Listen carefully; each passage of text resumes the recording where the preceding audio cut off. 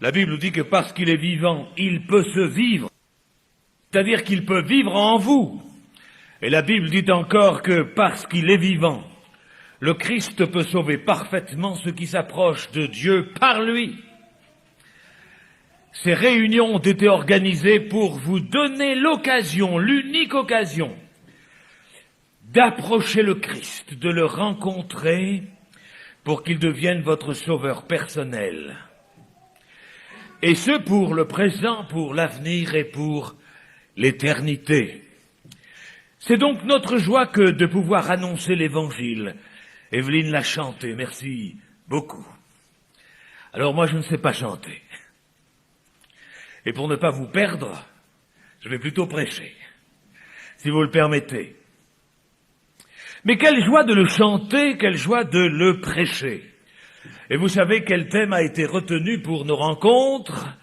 Signe des temps, Bible en main. Hier soir, nous avons parlé du signe de Dieu pour notre génération. Lequel? Un signe parmi tous les signes. Son livre, la Bible, est le signe de Dieu, est un signe de Dieu pour notre génération. Parce que ce livre est la parole de Dieu, est sa parole. Et avant de nous intéresser à d'autres signes, il a fallu quand même insister sur ce livre signe de Dieu pour notre génération, à partir duquel, bien sûr, nous allons réfléchir, méditer cette parole que nous allons recevoir afin qu'elle produise en nous son fruit à salut. Et c'est encore dans ce livre que nous allons maintenant lire. Ce livre n'est pas mon livre, encore que j'ai plusieurs Bibles à la maison. Il n'est pas le livre d'une dénomination particulière, le livre d'une religion particulière. Aucune religion ne sauve, aucune dénomination ne sauve. Seul Christ sauve. Ce livre est le livre du Seigneur.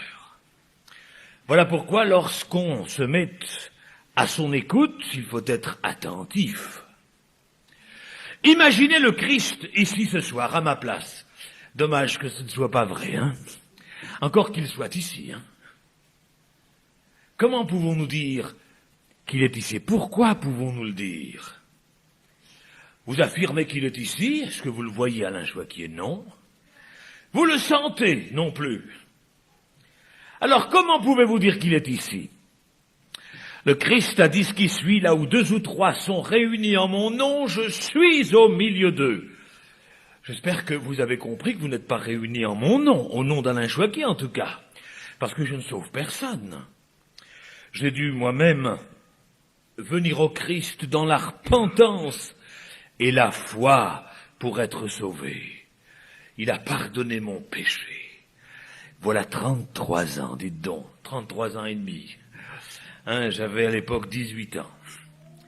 Faites un petit calcul et vous vous rendez compte que je suis encore jeune. Oui, j'ai dû le rencontrer. Alors, on n'est pas réunis au nom de qui que ce soit.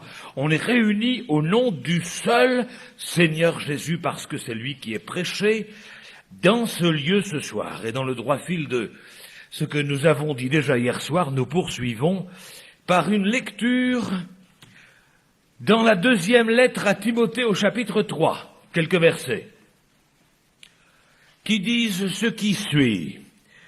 Sache que dans les derniers jours, et nous croyons être entrés justement dans ces derniers jours, il y aura des temps difficiles, car les hommes seront égoïstes, amis de l'argent, fanfarons, hautains, blasphémateurs, rebelles à leurs parents, ingrats, irreligieux, insensibles, déloyaux, calomniateurs, intempérants, cruels, ennemis des gens de bien, traîtres, emportés, enflés d'orgueil, aimant le plaisir plus que Dieu, ayant l'apparence de la piété, mais reniant ce qui en fait la force. Et nous poursuivons la lecture au chapitre 4, le chapitre suivant, au verset 3, « Car il viendra un temps, dit encore l'apôtre, où les hommes ne supporteront plus la saine doctrine, l'évangile, la parole de Dieu, mais ayant la démangeaison, littéralement, d'entendre des choses agréables, ils se donneront une foule de docteurs, littéralement en grec, maître sur maître. Selon leurs propres désirs, ils détourneront l'oreille de la vérité pour se tourner vers des fables. Et Dieu sait combien il existe aujourd'hui de fables dans lesquelles nous croyons. Nous lisons un autre texte de l'apôtre à Timothée, toujours dans la première lettre cette fois, au chapitre 4.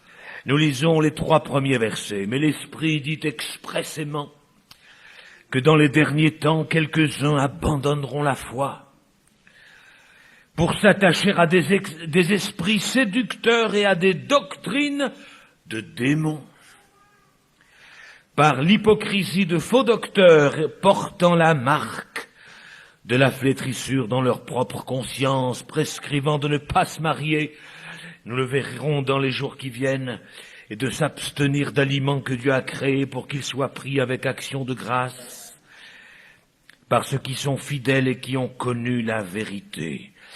Car tout ce que Dieu a créé est bon, et rien ne doit être rejeté pourvu qu'on le prenne avec action de grâce, parce que tout est sanctifié par la parole de Dieu et par la prière.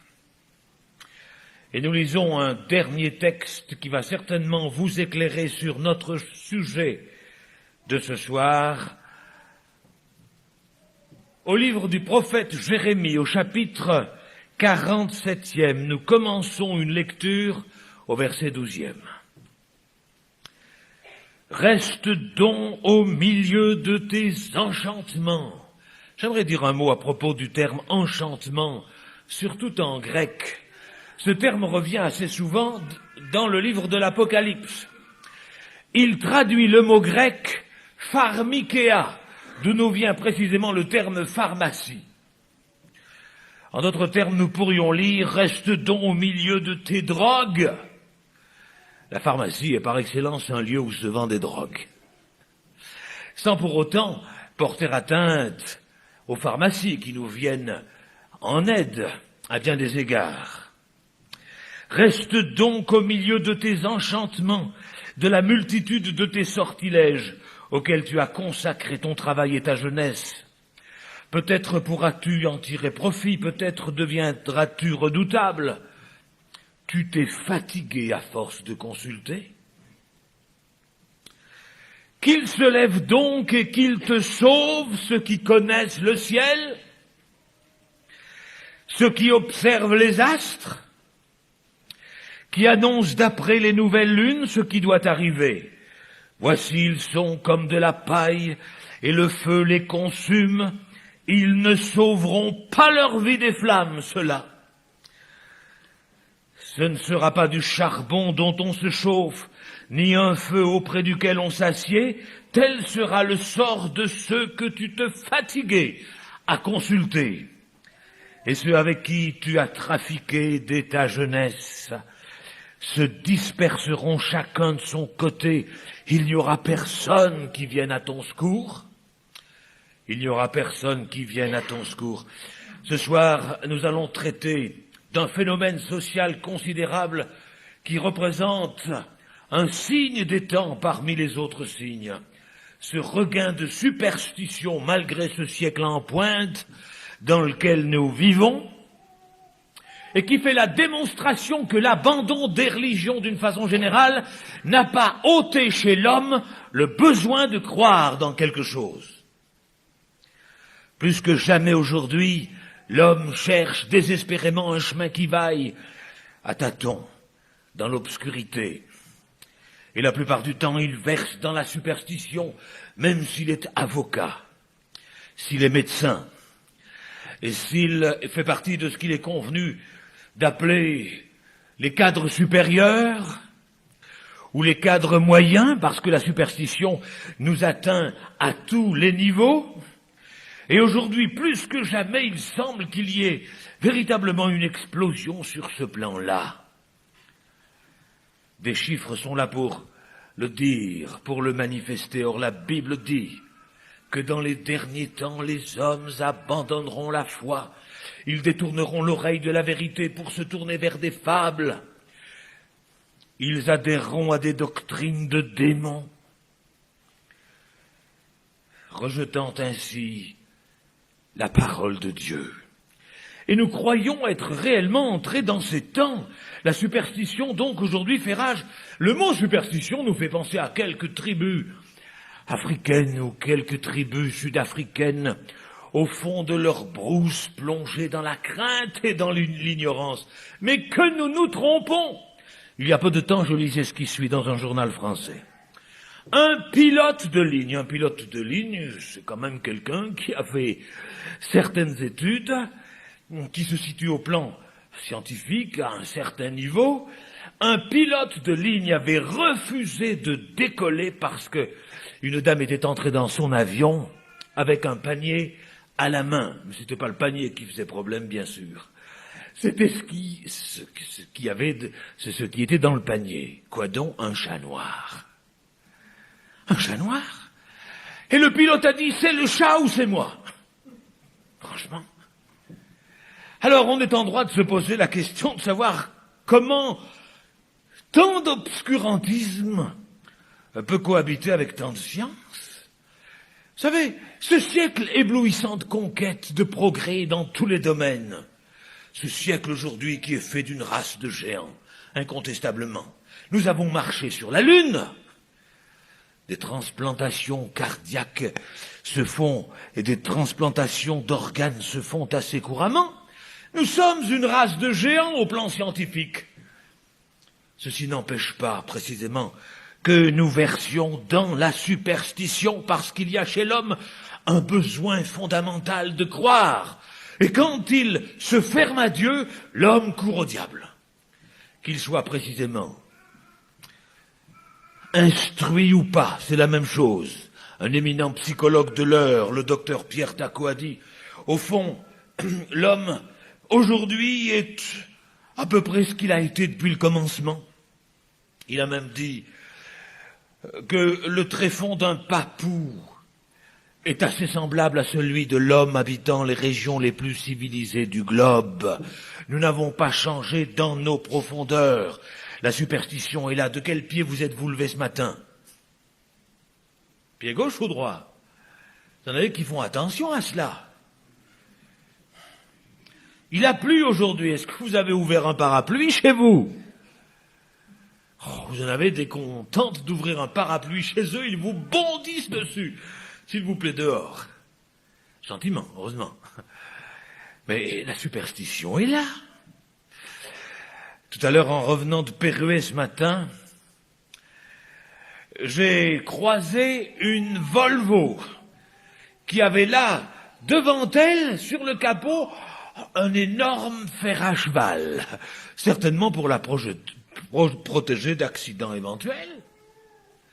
On en est là, une Volvo. Vous savez qu'en Allemagne, il y a peu de temps, encore, on croyait davantage dans ces fétiches-là, vous savez, et qui pendent un peu partout dans nos voitures, comme c'est encore le cas. On croyait davantage dans ces fétiches-là que dans la ceinture de sécurité pour être protégé en cas d'accident. Les fétiches africains à Monte-Carlo se vendent à prix d'or, vous le saviez cela? Ces fétiches que ces hommes riches qui jouent, bien sûr, à ces jeux d'argent, à la roulette, au baccarat, cachent derrière leur cravate ou derrière leur chemise, mais ces fétiches sont là, comme des porte-bonheur pour les aider à gagner dans ces jeux d'argent.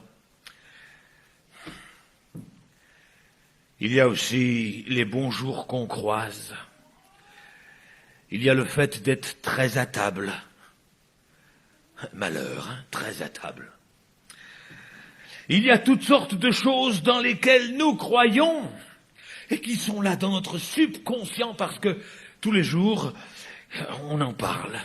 Tous les jours, c'est là. Et entre toute cette superstition qui abonde aujourd'hui, il y a l'astrologie. L'astrologie, nous pouvons dire que l'astrologie est véritablement le fait social au plan occulte le plus considérable entre tous. J'ai quelques chiffres ici concernant la France, puisque je suis français. Pour ce qui est de la Belgique, je n'ai pas les chiffres, vous savez. J'ai l'impression que quand il fait chaud en France, il fait chaud en Belgique. Et quand il fait froid en Belgique, il fait froid en France. Surtout pour ce qui me concerne, la région parisienne à quelques 300 kilomètres, même pas. 80% des Français connaissent leur signe du zodiaque. Et vous, monsieur? 80% des Français. Oh, si 80% des Français connaissaient l'Évangile, connaissaient la Bible, connaissaient la parole de Dieu, on préfère connaître son horoscope. On dit en France que le Français achète son journal tous les jours, d'abord pour l'horoscope, ensuite pour les mots croisés, enfin pour les nouvelles. Est-ce que c'est votre cas? Et parmi ceux qui précisément lisent leur horoscope couramment, 70% sont des femmes. Les autres des hommes.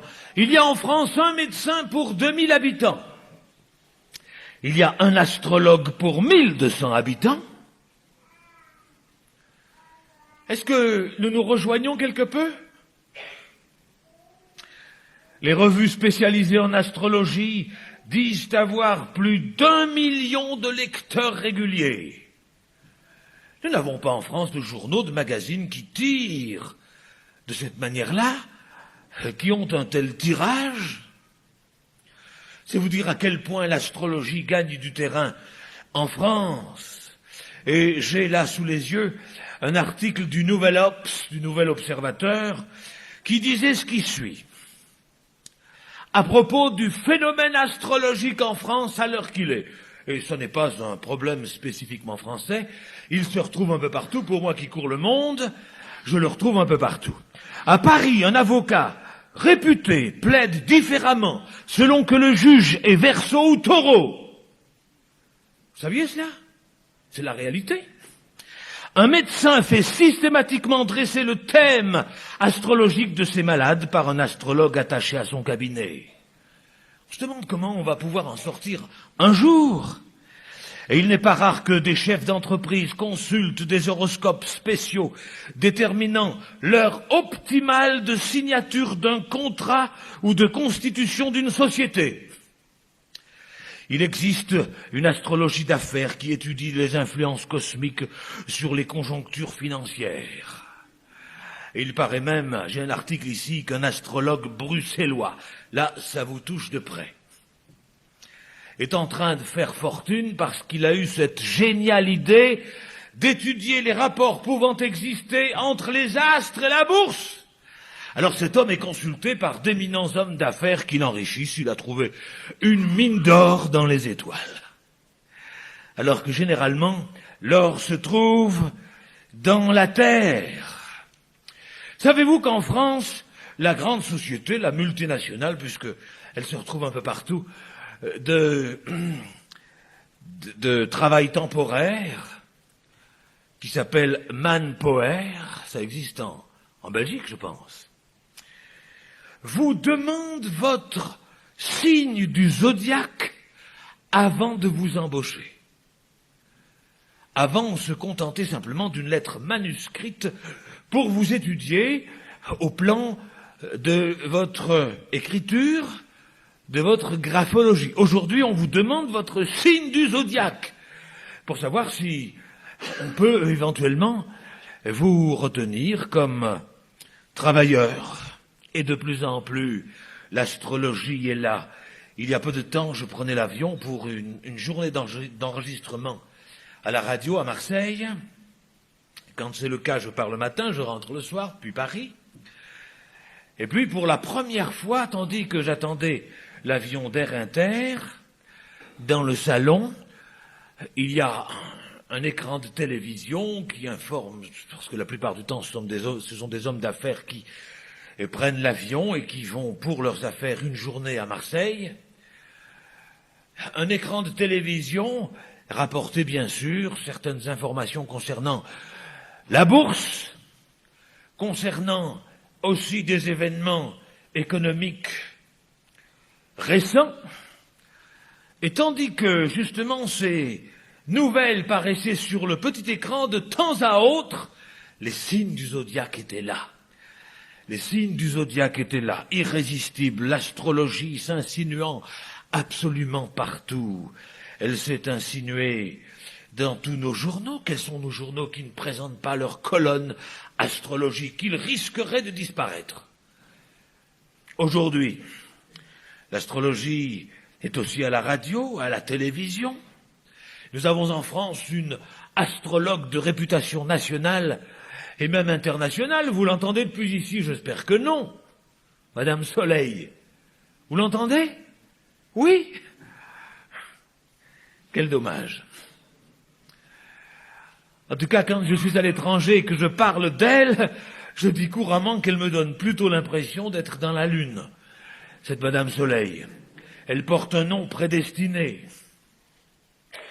Mais un jour, elle a écrit ce qui suit dans un France Dimanche.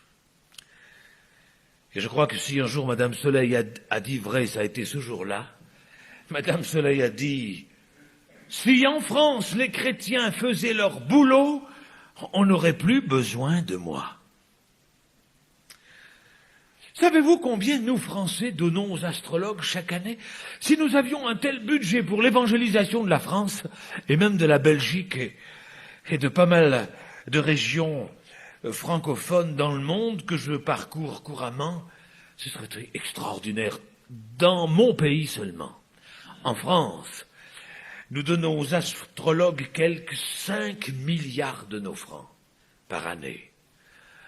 Alors, j'ai oublié de faire la conversion en francs belges. Mais comme vous êtes des Belges, c'est-à-dire des gens intelligents, vous allez donc rapidement convertir ces francs-là dans vos francs. Mais c'est énorme. 5 milliards de nos francs. Chaque année, aux astrologues, je lisais encore tout à l'heure dans ce document, dans cet article du Nouvel Obs, que 20 millions de Français aujourd'hui consultent les astrologues, c'est-à-dire 2 fois la Belgique. Consultant les astrologues en France, c'est énorme. Le phénomène est donc énorme, absolument énorme, un peu partout dans le monde. Et l'horoscope est là, irrésistible. Je ne veux pas poser la question de savoir combien nous sommes ici ce soir consultant notre horoscope couramment. Mais peut-être que bien des mains monteraient. Ainsi, ils sont nombreux ceux et celles qui pensent que les astres exercent une influence tantôt heureuse, tantôt malheureuse sur la destinée humaine, et la question est certainement d'actualité. L'astrologie aujourd'hui est un signe des temps. C'est un enchantement. C'est une affaire qui, aujourd'hui, nous touche de près, qui que nous soyons. C'est irrésistible et qui touche aussi nos enfants. Vous savez que nos grands astrologues à Paris vous font attendre jusqu'à 3 mois pour les consulter. Tellement ils sont sollicités. Et puis, pour ce qui est du prix de la consultation, du coût de la consultation, elle peut varier, toujours en francs français, de 250 à 500 francs français, ce qui vous donne à peu près 2000 francs belges. Un peu moins. À un peu moins de 4000 francs belges, la consultation, les plus grands astrologues à Paris. Et quand on pense que ceci n'est pas remboursé par la sécurité sociale, nous nous plaignons en France de ce que la sécurité sociale, très souvent, ne nous rembourse pas entièrement. Nos consultations auprès de médecins, le prix de nos médicaments, mais ces consultations ne sont pas du tout remboursées, bien sûr. Et pourtant, ces gens sont consultés. Pourquoi? Simplement que les hommes de notre génération sont déboussolés. Littéralement déboussolés. Ils cherchent désespérément une voie. L'avenir qui leur est absolument incertain les inquiète, et l'inconnu d'une manière générale est inquiétant. Nos savants, qu'ils soient psychologues, sociologues, tous ces psys que nous consultons couramment affirment que ce sont ces climats de grande angoisse que nous connaissons à l'heure qu'il est, qui poussent des millions d'êtres humains vers les astrologues. C'est cette grande angoisse, cette détresse de l'homme d'aujourd'hui qui précisément favorise l'exercice de cet art occulte.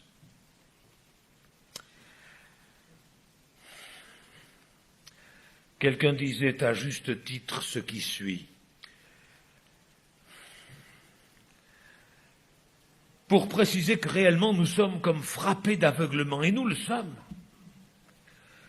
Si l'astrologie avait quelque chose de sérieux, a dit cette personne, ne pensez-vous pas que les astrologues avisés se seraient tous enrichis en gagnant à la loterie, aux courses, à la bourse? Parce qu'on les consulte pour savoir quel numéro gagner, sur quel cheval jouer au tiercé. Ils sont consultés couramment. La loterie nationale en France présente ses signes, ses tranches du zodiaque. Peut-être qu'ici c'est aussi la même chose, je n'en sais rien. Mais si ces astrologues étaient informés, savaient les numéros gagnants, est-ce qu'ils vous les diraient? Mais mes amis, bien sûr qu'ils se seraient eux-mêmes enrichis, mais contrairement à ce qui semblerait logique, ils ne peuvent s'enrichir que sur le compte des crédules qui les consultent. Alors il est intéressant de savoir ce que dit la Bible à cet égard, pour que nous soyons gardés, avertis, peut-être à la rigueur, repris, corrigés par Dieu, simplement que Dieu nous veut du bien, nous l'avons entendu tout à l'heure. Oh, Dieu veut le meilleur pour chacun de nous. La Bible dit que Dieu veut que tous les hommes soient sauvés. Tous, même les Belges. Et les Français, bien sûr. Et tous, où qu'ils vivent, à quelque race à laquelle ils appartiennent, Dieu veut que tous les hommes soient sauvés. Et qu'est-ce que dit ce Dieu-là, qui a réellement souci que nous soyons sauvés? C'est son souci majeur, notre salut. Je ne sais pas si vous l'avez su jusqu'à ce soir. Qu'est-ce que Dieu veut pour vous, mon ami? Quel est son souci majeur pour vous, personnellement? C'est votre salut, et surtout que vous ne perdiez pas votre temps dans des directions de néant, comme l'astrologie et d'autres sciences occultes, le spiritisme.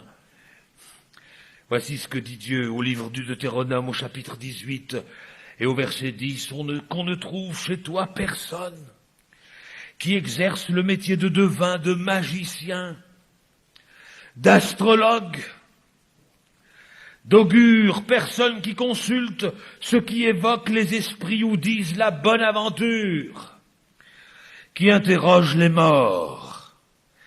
Car quiconque fait ces choses est en abomination à l'Éternel.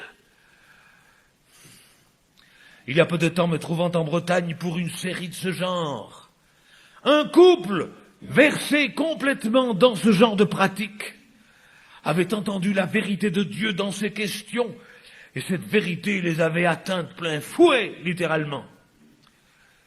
Et après la réunion, je les ai raccompagnés chez eux, c'était à Vitré.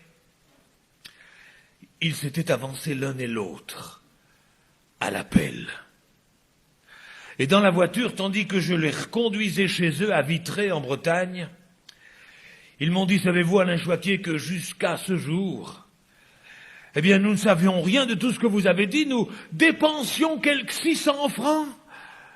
Oui, donc à peu près 5000 Belges, un peu moins peut-être, par mois, à consulter précisément ces astrologues, ces diseuses de bonne aventure, les spirites. Nous en avons même perdu un enfant. Ils ont perdu un enfant à cause de pratiques occultes. Nous traitons donc de choses terriblement importantes, et moi-même, de plus en plus dans mes campagnes d'évangélisation, je suis en présence d'hommes et de femmes littéralement liés, ligotés par ces puissances occultes qui sont là derrière toutes ces les questions de toutes ces choses, on les ignore souvent. Derrière toutes ces choses, il y a celui que nous pourrions appeler le grand manipulateur qui veut absolument nous faire tomber dans ses pièges. Et la Bible dit que toucher à toutes ces choses, c'est toucher au diable. Lequel d'entre nous n'a pas touché au diable? Et la Bible dit encore ce qui suit au livre de Jérémie le prophète, au chapitre 10 et au verset 2. C'est Dieu qui parle. Ne craignez pas les signes du ciel. Pourquoi? Parce que les nations les craignent et parce que les coutumes des peuples ne sont que vanité. C'est clair, hein, c'est Dieu qui parle. C'est du vent. Et Dieu ne veut pas que nous croyions dans le vent. Et en effet, quand on réfléchit quelque peu à l'astrologie, par exemple, on pourrait, comme La Fontaine, dire ce qui suit, le célèbre fabuliste français. Il a réfléchi, il était certainement intelligent. Il a dit ce qui suit. Ce berger et ce roi sont sous même planète. L'un porte le sceptre et l'autre la houlette. On peut être venu au monde sous un même ciel astral et avoir des destinées tellement différentes. Quand on prend le problème de vrais jumeaux, qui sont venus eux aussi au monde sous un même ciel astral, et ces jumeaux, ces vrais jumeaux qui peuvent avoir des destinées tellement différentes, si nous avions simplement les yeux ouverts quelque peu sur ces questions, nous verrions clair. Mais tous ces gens-là cherchent quoi? Nos sous. Et nous n'avons souvent pas compris que c'est vrai. C'est du vent, dit la Bible, gare à la casse. Ces domaines, quelle casse, on ne veut rien entendre. Au XVIe siècle, un certain Jérôme Cardan, célèbre astrologue contemporain de Nostradamus, avait annoncé la date exacte de sa propre mort. Mais il dut se suicider pour ne pas faire mentir les astres. Quel désastre, hein? Vous avez peut-être entendu parler de ce Jérôme Cardan. Alors une question se pose et elle est urgente. La Bible dit-elle qu'il y a un langage des étoiles? Nous allons maintenant réfléchir à ces questions-là. Sur la base d'un texte que nous tirons des Romains, au chapitre 1 et au verset 25, quand Paul dit « Les hommes ont changé la vérité de Dieu en mensonge ». Et si Dieu ne veut pas que nous croyions dans ces choses parce que c'est le mensonge. Et samedi dernier, je posais la question à un groupe de jeunes, tandis que le groupe Jouant Jésus était à Longjumeau. J'étais moi-même à Saint-Maur, et le samedi soir est généralement réservé à la jeunesse. Je leur ai posé la question, qu'est-ce qui caractérise le plus aujourd'hui notre génération? Et savez-vous ce que ces jeunes ont répondu? Et j'ai été d'accord avec eux, c'est le mensonge. Nous vivons de mensonges plus que jamais. Nous n'avons jamais autant respiré le mensonge, il est dans l'air ambiant, littéralement. Et l'astrologie, c'est du mensonge, précisément. Et il y a tant d'autres mensonges. Nous parlions des fables tout à l'heure. Dans les derniers temps, les hommes vont croire dans des fables, une affabulation entre toutes les affabulations, la théorie de l'évolution, une fable qu'on veut à tout prix nous mettre dans le crâne. On a voulu inculquer ça à mes enfants dans le primaire. Et nous étions à Longjumeau, tiens, à ce moment-là, nous habitions Longjumeau. Un jour, ma fille est rentrée de classe, elle était dans le primaire. Papa, saurais-tu m'aider à réunir le maximum de documents sur nos origines? La maîtresse le demande. Mais volontiers, Sylvie, mais tu sais d'où tu viens? Oui, papa. Eh bien, si tu en as le courage, demain tu pourrais te rendre en classe avec ta Bible sous le bras, ou dans le cartable, et puis le moment venu, l'ouvrir pour lire aux autres élèves ainsi qu'à la maîtresse les textes touchant à nos origines. Oui, papa, je le ferai. Mais comme Sylvie est une fille tout à fait vive d'esprit, hardie, entre parenthèses, elle n'est pas notre fille, c'est un des enfants que nous avons adopté, reçu chez nous. Sylvie d'y aller pour rentrer le soir avec une tête. Alors je lui ai dit, Sylvie, que s'est-il passé? Ah bien, j'ai essayé de lire ces textes. J'ai demandé l'autorisation à la maîtresse, la permission de lire ces textes. Et la maîtresse m'a dit, mais Sylvie, dans quel livre vas-tu lire? Veux-tu lire? Dans la Bible, madame. La Bible? Tu as la Bible ici en classe? Mais ferme donc ce livre, c'est l'un des livres les plus compliqués qui soient au monde. Et si tu veux savoir d'où tu viens, Sylvie, eh bien voilà, regarde, c'est écrit là sur cette feuille de papier. Elle lui a tendu une feuille de papier avec 2 images, pas 2 photos, parce que ça n'existait pas, la photographie à l'époque. Mais 2 images, celle d'un primate et celle d'un hominien ou un hominidé, comme vous voulez. En lui disant, Sylvie, tu vois, tu descends de là et tu diras à ton papa que lui aussi descend de là. Alors j'ai failli dire à Sylvie, je n'ai pas osé, j'ai failli lui dire, écoute, tu sais que papa sait qu'il n'est pas beau, mais quand même, des bêtes, C'est une fable. Nous croyons dans des fables.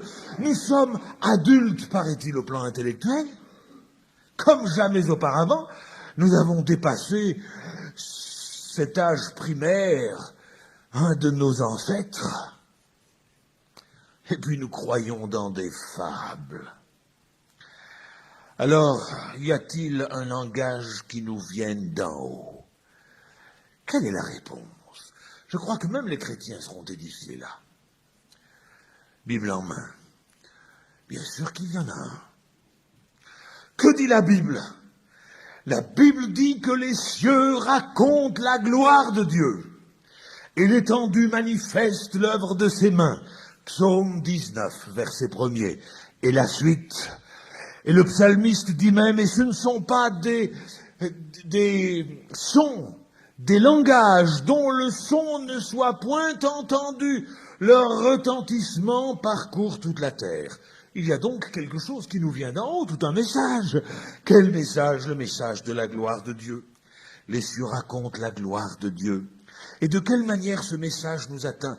Eh bien, quand nous lisons les Saintes Écritures, nous trouvons ce qui suit. En Genèse 1, 14, 15, Dieu dit qu'il y ait des luminaires dans l'étendue du ciel et que ce soit des signes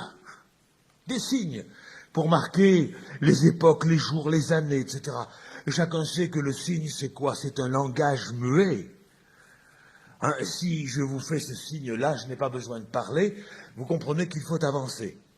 Si je vous fais ce signe-là, je n'ai pas besoin de parler non plus.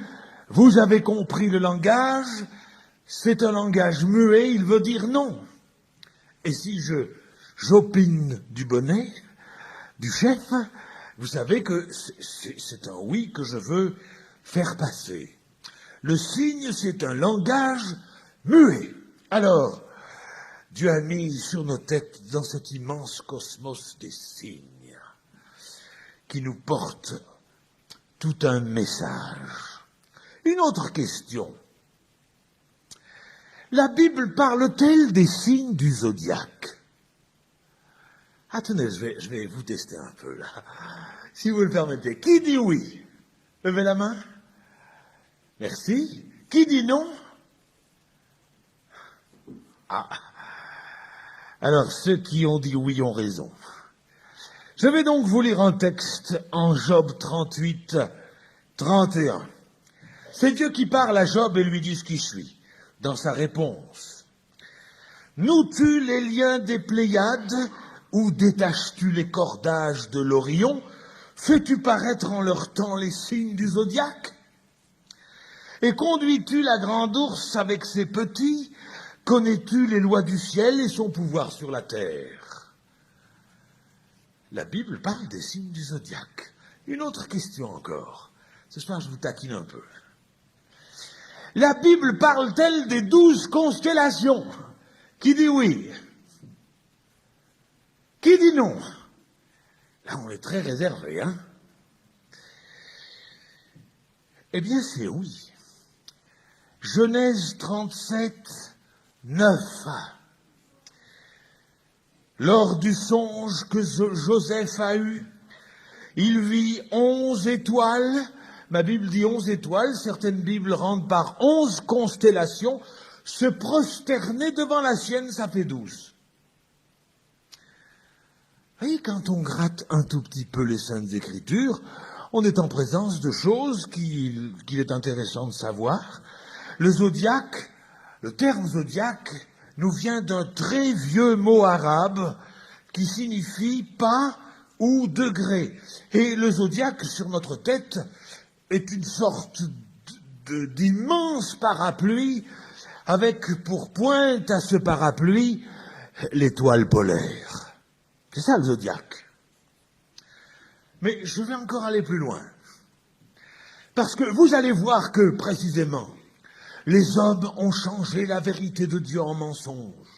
Et il est bon de dévoiler le mensonge pour que nous soyons mis en garde, pour que nous rectifions le tir, et surtout pour que nous venions au Seigneur pour être délivrés, pardonnés, changés, transformés, sauvés. Par sa croix, par son sang, par son amour. Nous posions tout à l'heure la question de savoir si un message nous vient d'en haut, bien sûr. Nous trouvons par exemple au psaume 147, verset 4, « Dieu compte le nombre des étoiles ». Arrêtons un instant là. Dieu compte le nombre des étoiles? Qui sait ici combien il y a d'étoiles dans le cosmos? Est-ce que l'homme le saura jamais? J'ai là un extrait de conférence d'une astronome, pas d'une astrologue, il faut faire la différence, d'une astronome française, et qui s'est trouvée en même temps que moi à Lausanne, et qui a donné une conférence sur l'astrologie, les galaxies. Alors j'ai là un extrait de cette conférence. Écoutez ce que cet astronome a dit. Ceci va nous faire du bien parce que ceci va nous ramener à nos vraies dimensions. Nous croyons souvent que nous sommes quelque chose. Nous sommes quelque chose? Est-ce que nous sommes grand-chose? Nana Mouskouri, dans une de ses chansons, dit « Nous sommes si peu de choses ». C'est tellement vrai. Voici ce qu'elle a dit, cette astronome, du nom de Annie Laval, dans sa conférence. Quant aux galaxies du groupe local et autres, force est de reconnaître que malgré la beauté des photographies, elles posent davantage de problèmes que les observateurs ne peuvent en résoudre. Les galaxies assemblées en essaim sont de 3 types, spirale, ellipsoïdale et sans forme bien définie. Les distances sont inqualifiables entre elles. L'unité de mesure astronomique n'étant plus l'année-lumière, je ne le savais pas. Il y a bien des choses que je ne sais pas, bien sûr, et qui aussi me dépassent à l'heure qu'il est. Mais l'unité de mesure étant aujourd'hui le parsec, c'est-à-dire 3,26 années-lumière, vous savez ce qu'est une année-lumière. Bien sûr, c'est la distance parcourue par la lumière en une année. À quelle vitesse? Qui se souvient de cela?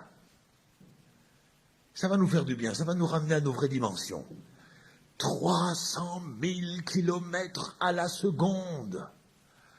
Une année-lumière, c'est la distance parcourue pendant une année par la lumière à cette vitesse-là.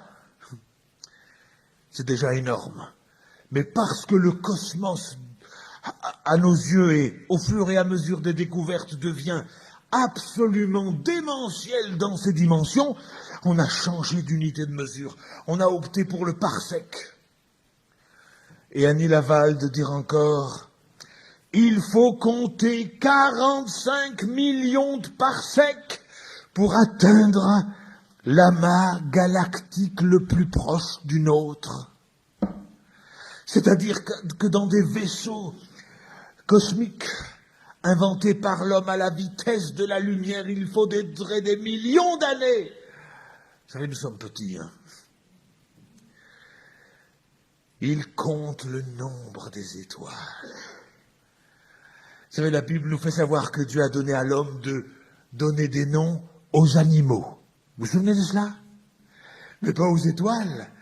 Il en aurait été incapable. Et Annie Laval de poursuivre encore ce qui suit. Les questions surgissent quand on essaie de comprendre le mécanisme de formation et l'évolution des galaxies, telles que nous les observons depuis la Terre, les galaxies par milliards, les galaxies qui, à elles seules, contiennent en elles-mêmes des milliards d'étoiles. Elles se comptent par milliards, telles que nous les observons depuis la Terre. Ces galaxies auraient dû s'effondrer sur elles-mêmes depuis longtemps, le rapport gravité-vitesse angulaire étant défavorable. Chacun cherche dans sa spécialité, dit-elle encore, examen direct et photo, astronomie spatiale et radioastronomie. L'ordinateur vient à la rescousse, mais les plus puissants sont déjà trop faibles. Une chose est certaine, dit encore Annie Laval, une chose est certaine, ça tourne. Quel témoignage. Ça tourne. Il compte, Dieu, le nombre des étoiles. C'est presque impensable, pourtant vrai. Il leur donne à toutes des noms. Pourquoi? Simplement que toute cette poussière étincelante, comme dit le cantique, est sortie de sa main. Il en est le créateur. Quel Dieu nous avons! Il est immense, et ce Dieu-là, vous voudriez le rencontrer pour croire. Oh, il y a peu de temps, j'étais au Sinaï, ce jour dernier.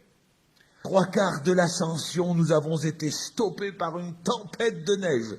C'était là encore un signe des temps. Hein.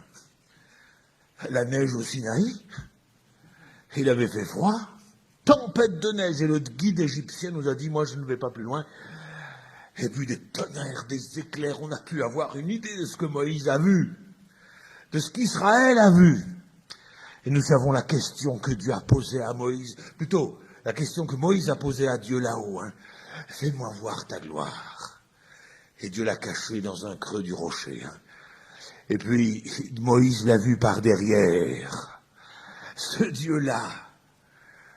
Ah, nous ne savons pas qui est Dieu. Et pour ceux qui me disent, moi je voudrais le voir, ce Dieu-là, pour le croire, à cela je réponds, remerciez-le de ce qu'il ne vous exauce pas, parce que si Dieu vous prenait au mot, s'il vous arrivait par la porte, hein, s'il venait vers vous par la porte, vous sortiriez par la fenêtre. On ne sait pas qui est Dieu. Dieu n'est jamais un copain, nous l'avons dit. Il peut être un ami, c'est vrai. Mais il est immense, il est magnifique de beauté. Et la Bible dit qu'il est infini dans ses dimensions. Les cieux des cieux ne peuvent le contenir. Ces milliards de galaxies sont sortis de ses mains. Et c'est ce Dieu-là que vous voudriez rencontrer, avoir en face de vous. Ce Dieu a dit à Moïse, personne ne peut me voir et vivre. Nous voilà donc ramenés à nos vraies dimensions. Et ce qui explique aussi pourquoi le Christ est un jour venu vers nous.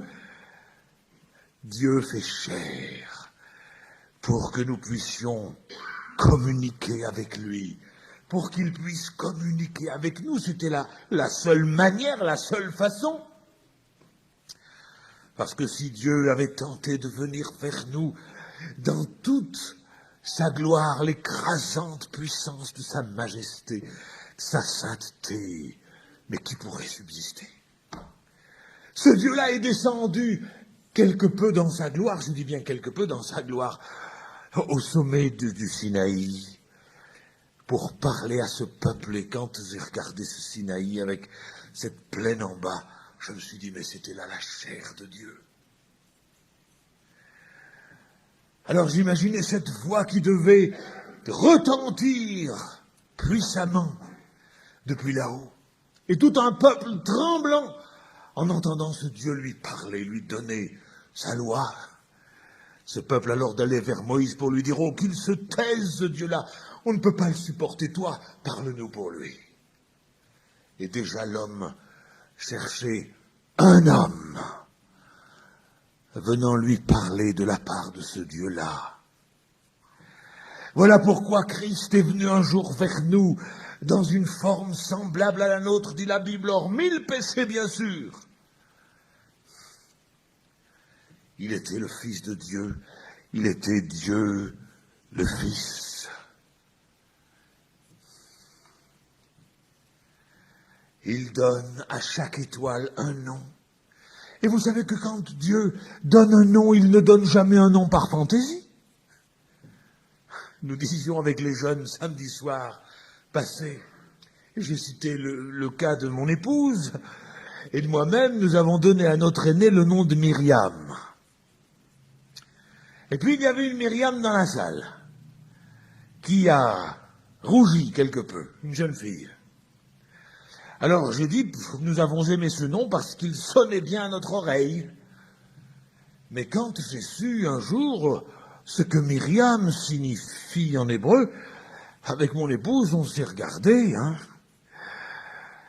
Mais Ralph Chalice nous a dit à cet égard, mais soyez sans crainte, ça va s'arranger. Parce que Myriam, y a-t-il des Myriam ici? Non, il n'y en a pas. Mais choisissez ce nom, c'est un beau nom. Myriam Marie, il y a des Maries, parce que ça a la même racine, Marie, Myriam. C'est la même chose. Avec Mara, nous sommes passés aussi à Mara ces jours derniers, au Sinaï. Ça veut dire amertume. Amertume. Alors, c'est pas tellement un beau nom, hein. Mais ça signifie amertume, Myriam. Nous donnons des noms par fantaisie.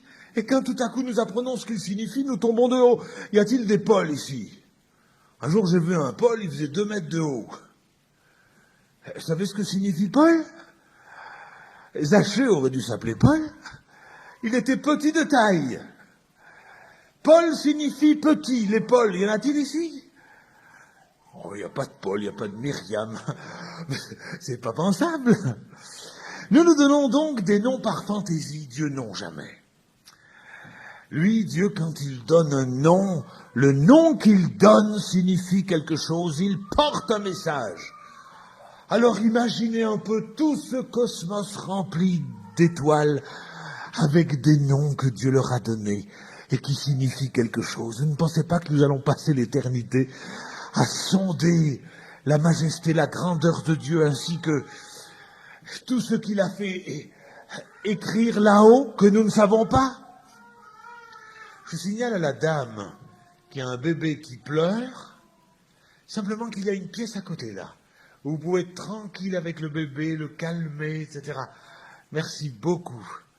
Il est, à moins que le bébé, bien sûr, s'arrête pour ne pas qu'il nous distrait. Merci beaucoup. Mais enfin, si le bébé s'arrêtait, vous pourriez rester, madame, hein? Voilà. Quand on pense donc à ce que Dieu a pu faire écrire là-haut, et pour ce qui nous concerne, nous sommes persuadés qu'il a écrit là-haut sa gloire, et que les cieux racontent la gloire de Dieu, et rien d'autre. Et par là, nous savons déjà que ces astrologues ont changé la vérité de Dieu en mensonge. Vous savez qu'il y a un savant au siècle dernier qui s'est penché sur le sens des étoiles. Je ne sais pas s'il a été chrétien, ce savant. Il a été américain. Et en 1893, il a écrit un ouvrage qu'il a intitulé « Le témoignage des étoiles ». Et puis voilà ce qu'il a dit.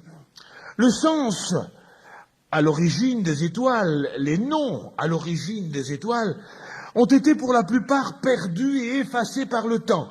Mais ce qui a été découvert, ce que j'ai découvert, suffit pour que j'affirme que Dieu a écrit dans les étoiles le message de la rédemption.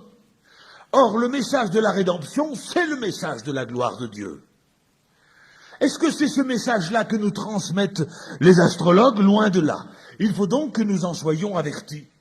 Et j'ai toute une pile de documents à cet égard, en anglais, que j'ai reçus d'Angleterre, et qui traitent justement de ces questions-là, en les approfondissant. Alors je vous pose une question, mais juste une, parce que nous n'avons pas le temps de traîner sur ces choses. Il y a peut-être parmi nous, ce que je fais couramment, je pose la question, qui appartiennent au signe du Bélier. Alors, c'est possible. Voici ce qu'a découvert ce savant-là. Il a écrit ce qui suit. Dans les très anciens zodiaques, le Bélier était sans cornes et il avait une couronne sur la tête. Ce même signe du Bélier en arabe s'appelle Hamel, ce qui signifie mouton. En syrien, ce même signe, c'est le signe de l'agneau, du nom de Amro, qui signifie en syrien l'agneau. Et dans cette constellation du Bélier, l'étoile la plus brillante s'appelle Elnat, elle signifie le blessé. De telle manière que, simplement pour ce qui est de ce signe du Bélier, il est à l'origine, au plan des plus anciens zodiaques, puisque la Bible parle des signes du zodiaque, le signe de l'agneau blessé et le signe de l'agneau couronné. Est-ce que c'est le message que nous portent nos astrologues? Et nous pourrions ainsi poursuivre et continuer, mais point n'est besoin de nous attendre à ce message-là pour savoir ce que Christ a fait pour nous. Et si ce message ne nous arrive plus de là-haut, eh bien, le Seigneur a voulu que nous l'ayons là, dans ce livre, par sa parole. Voilà qui est extraordinaire. Et là, ce message n'est pas un message muet. Ce ne sont pas des signes muets qui sont dans ce livre. Dieu parle et nous parle de façon claire. Orion, dont il est question dans la Bible plusieurs fois, signifie simplement, en vieux chaldéen, la venue en lumière. Orion. Nous l'avons lu tout à l'heure. Vous savez que l'étoile la plus brillante du ciel, c'est celle qui s'appelle Sirius. Sirius a pour racine le mot sûr, en chaldéen, qui signifie prince. C'est l'étoile du prince. Et c'est de ce nom-là que nous viennent les termes Siraï en hébreu, qui signifie princesse, duquel a été tiré le terme Sarah, l'épouse d'Abraham. Et c'est encore ce même terme Sirius, l'étoile la plus brillante du ciel, qui a donné en anglais le mot sœur, et en français le terme cire. Ils ont changé la vérité de Dieu en mensonge. Nous voilà donc éclairés sur cette énorme question de l'astrologie. Et je sais que le diable n'est pas content que nous parlions de ces choses ce soir. Et l'astrologie fait partie de ces choses de néant vers lesquelles nous versons constamment. Si nous avons touché à ces choses, abandonnons-les ce soir. C'est grave. Oui, bien, je crois que c'est pour jouer que nous avons fait ça. C'est pour savoir si ça marchait ou si ça ne marchait pas. Et certains même m'ont dit parfois ça a marché. Ça a marché, bien sûr que ça peut marcher, dans ces prédictions qui sont tellement vagues. Une fois ou l'autre, bien sûr que ça peut correspondre à des incidents, des événements que nous rencontrons sur notre route. Et pour que nous croyions ces mensonges, Dieu peut faire coïncider, plutôt le diable peut faire coïncider ces paroles de néant avec certaines circonstances. Alors c'est du vrai. Qu'est-ce que nous cherchons dans l'astrologie? Nous savons, nous disent que nous versons là-dedans parce que très angoissés. C'est vrai que nous sommes angoissés. Une génération qui se gave de médicaments. Tellement elle est angoissée. Les plus grands laboratoires du monde sont aujourd'hui mobilisés pour trouver la pilule anti-angoisse. Vous savez cela. En France, 95 millions de boîtes d'anxiolytiques, de neuroleptiques, de tranquillisants sont consommées par année. C'est vous dire combien on est tranquille en France. Mais c'est la même chose en Belgique. Nous manquons de sécurité, nous n'avons aucune certitude, aucune assurance. Mais est-ce que l'horoscope nous sécurise? Est-ce que les astrologues nous sécurisent? Il n'y a pas de secours, dit Dieu. En Ésaïe 47, il n'y a pas de secours avec eux. Parce qu'il n'y a de secours qu'en Dieu. Vous êtes en mal de sécurité. Et je le comprends, dans une génération qui cherche la sécurité à tout prix. Rappelons-nous cette parole en 2 Samuel 23, 5, David a dit ce qui suit. Oh, puissiez-vous saisir cette parole, gardez-la pour vous. David a dit, l'Éternel a fait avec moi une alliance éternelle, en tout point bien réglée et offrant pleine sécurité. Mais pourquoi voulez-vous que nous allions vers quelqu'un d'autre que Dieu, puisqu'il a fait avec nous une alliance éternelle? Et voyez-vous, David, lui, n'était pas dans cette alliance en Jésus-Christ, puisqu'il a vécu des siècles avant le Sauveur sur cette terre. Tandis que pour ce qui nous concerne, nous avons une alliance absolument remarquable, magnifique, parfaite, que le Christ est venu contracter avec nous de la part de son Père. Une alliance qu'il a faite à la croix pour nous réconcilier avec son Père. Cette alliance qui lui a coûté la vie. Oh, nous pourrions dire, mais pourquoi craindre quoi que ce soit, puisque Dieu a fait avec moi une alliance éternelle en Jésus-Christ, en tout point bien réglée, offrant pleine sécurité. Vous pourriez avoir une pleine sécurité en Jésus-Christ ce soir. Tranquille. Avec dans votre cœur la paix du Seigneur. Vous n'auriez plus besoin de ces vanités. La Bible dit encore au livre des Proverbes, au chapitre 1 et au verset 33, c'est Dieu qui parle, celui qui m'écoute reposera avec assurance. Il vivra tranquille sans craindre aucun mal. Mais quelle parole! En Ésaïe 41, verset 10, nous trouvons encore cet autre message de la part de Dieu, toujours pour nous persuader que c'est en lui que l'homme peut trouver enfin la paix du cœur, la tranquillité d'esprit, le repos intérieur. Ne crains rien, car je suis avec toi, dit Dieu. Ne porte pas des regards inquiets, car je suis ton Dieu. Seulement, on ne veut plus de la parole de Dieu, on ne veut plus de Dieu aujourd'hui. Et c'est là où se situe tout le tragique de l'affaire. Et quand on pense au Christ,